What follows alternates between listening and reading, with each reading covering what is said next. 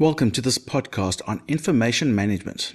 This topic involves a conversation revolving around information related to your PAT, so it can cover a wide range of topics that include how to process data, how to evaluate sources, and how to interpret information. These topics are from question 5 of the 2024 Computer Applications Technology or CAT November Theory exam. And this applies particularly to IEB students. There are 3 ways that you can engage with the content of this podcast. If you want to test your knowledge, then download the questions first. A link to these questions is in a PDF in the video description, and then attempt the questions. And finally, come back and listen to the answers and compare them with what you got. Another way to engage with the content is to learn new information, and you can do this by first listening to the discussion and then downloading the questions from that link we mentioned earlier, and then see how well you remember the answers that were discussed. Or you can simply enjoy the conversation and learn more about information management. So now let's hear what our podcasters have to say about information management. Welcome to the deep dive. Today, we're focusing on something pretty fascinating, the intersection of high-stakes sports, advanced computing, and really critical information management. If you followed the 2023 Rugby World Cup at all, you'll know player welfare was like the central story. And it was all driven by World Rugby's progressive 6-point plan to reduce head injury risk.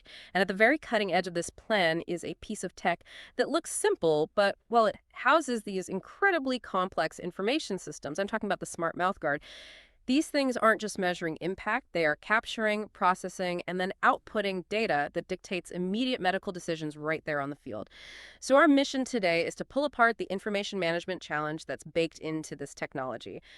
How do we ensure the data that determines players' health is absolutely reliable? We're diving into everything from vetting the sources that prove the tech actually works, to tracing that full data journey, the input, the processing, and the urgent output of a high acceleration event. And what's so fascinating here is that the stakes, well, they couldn't be higher. We're talking about real-time biometric health data. For this system to work for coaches, referees, doctors to actually trust it, we first have to establish complete confidence in the product itself, and of course the integrity of the data it generates. And that doesn't start with the gadget. It starts with the rigor of our information management. Absolutely. So let's start at square one. Verifying the reliability of the system itself. I mean, if a professional rugby club is looking to invest in these expensive, high-stakes, smart mouthguards, they can't just trust the brochure, right? They have to assess the data, proving it works. Okay, let's unpack this crucial first step. How do you determine if the information about the product is actually reliable? This is where we need to apply critical thinking and some specific technical checks. It's about moving beyond just a surface reading of a website. First and foremost, you have to practice what we call substantiation. Substantiation? Okay. Yeah, you need to check the claims about the mouthguard's accuracy against more than one external source. You have to cross-reference. If only the company itself is claiming a 98% accuracy rate, well, that's not substantiated. So we're looking for third-party validation then? Maybe studies published by, I don't know, independent biomechanical engineers? Precisely. And those studies, they should feature clear citations. If a source makes claims about G-force thresholds or sensor accuracy, look for the bibliography. Look for the references that support the information. If the science is real, the sources will be transparent. A missing bibliography is a huge red flag. That makes a lot of sense. What about what the sources don't say? That's a great point. We have to look for critical gaps. What information is possibly missing from the source? For example, does the vendor only show data from, say, straight line impacts, but they ignore the more complex rotational forces, because those are often the true cause of concussion? A trustworthy source is usually pretty comprehensive about its own limitations. Then there's a simple quality check. Are there spelling and grammar mistakes? I mean, careless presentation can often indicate carelessness in the research itself. And finally, you leverage what you already know, your prior knowledge. Does the technical data tie in logically with what we already know from sports medicine and computing? And you should consider the usage. How often has this data been referenced by trusted medical or sporting authorities? If the top leagues are ignoring the research, that's a signal you can't overlook. That's a really robust filter for scientific information. So once we've verified the data's reliability, we face the next critical challenge, using that information ethically and, well, legally. We have 2 key terms here that every computer student really needs to nail down. Yeah, and when you're dealing with proprietary technology like this, which involves patented designs, secret algorithms for processing health data respecting intellectual property is just mandatory. We distinguish between two concepts. So first, copyright. This refers to the legal restrictions on copying and distribution of intellectual material. This would protect, say, the original hardware design or the code inside the smart mouthguard. And then when a researcher or a club staff member writes a report summarizing the findings, they have to avoid the second term, which is more about attribution. That's plagiarism, exactly. And this is the act of passing off someone else's work, their findings, their writing, as your own. It's a major ethical failure. Even if the data is reliable, you can't just copy the explanation of the findings without a proper citation. And these rules apply whether you're referencing a technical paper on G-Force or just the vendor's marketing material. Okay, so with that legal and ethical groundwork laid, this is where we get into the nuts and bolts, the actual real-time computing challenge. Let's trace the data, how it moves from the player's jaw into the cloud system. This is segment 3, input, process, and output. So what specific raw data does this complex little device receive during a game? The input is entirely driven by physical contact, but it's more specific than just a hit. The smart mouthguard is equipped with tiny accelerometers and gyroscopes. So the raw inputs it receives are, first, the impact on the head during collisions, the linear acceleration force. Linear forces. And second, and this is critical, it measures the force with which the player is biting down on the mouthguard.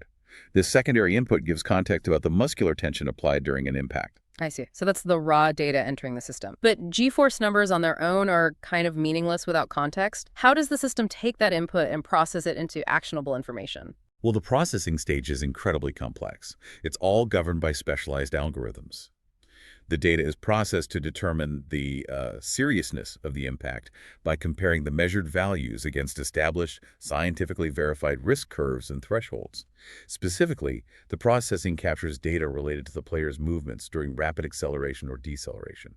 But the key insight, the reason these mouth guards are so revolutionary, is that they capture rotational forces experienced by the head and body. Ah, the twisting motion. Exactly.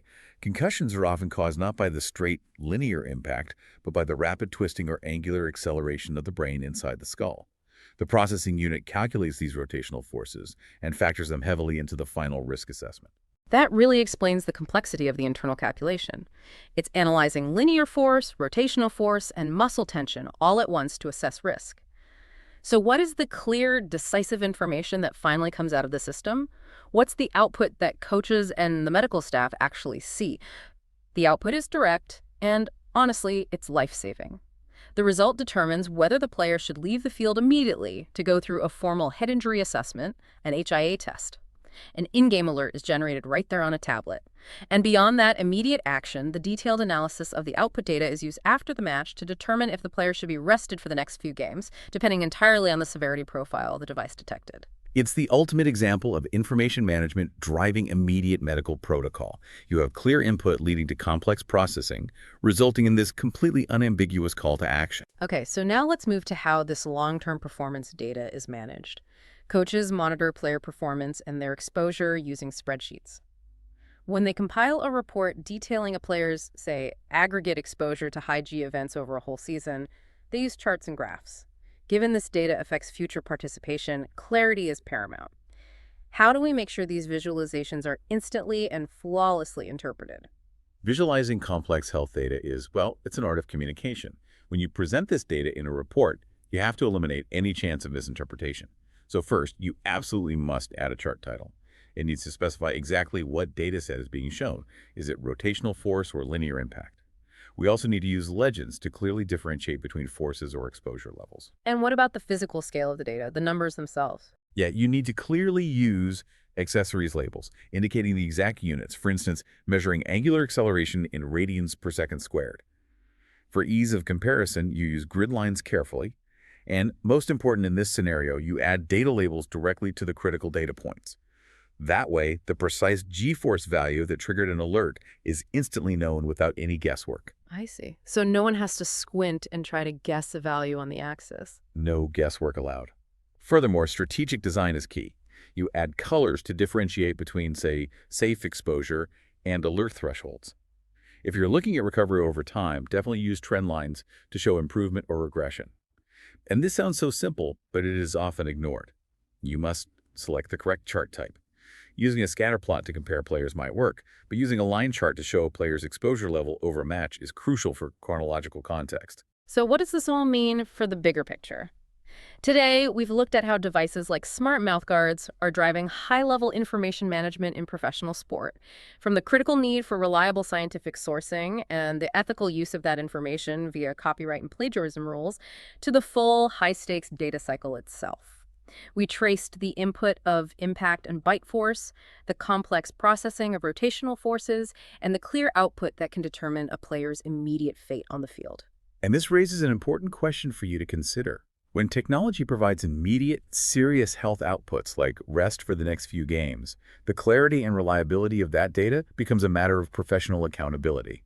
If the chart is confusing or the source data was flawed, who bears the responsibility for an incorrect medical decision? That's the real-world weight of information management we've only begun to scratch the surface of today.